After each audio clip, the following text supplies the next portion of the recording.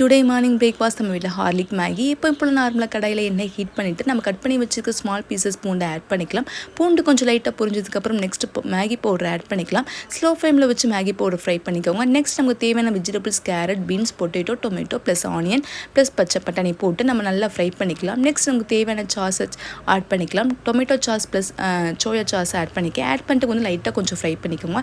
Next நமக்கு தேவையான அளவு வாட்டர் ஆட் பண்ணிக்கலாம். வாட்டர் ஆட் பண்ணிட்டு வந்து வெஜிடபிள்ஸ் நல்லா பாயில் ஆனதுக்கப்புறம் நம்ம கட் பண்ணி ஸ்மால் பீசஸ் வச்சுருக்க மேகியை ஆட் பண்ணிக்கலாம். மேகி வெஜிடபிள்ஸ் நல்லா பாயில் ஆகிட்டு நல்லா கொதிச்சு வரையில் நம்ம ஸ்மால் பீசஸ் கட் பண்ணி வச்சுருக்க மல்லிச்செடி மேலாப்பில் லைட்டாக தூவி விட்டுக்கோங்க.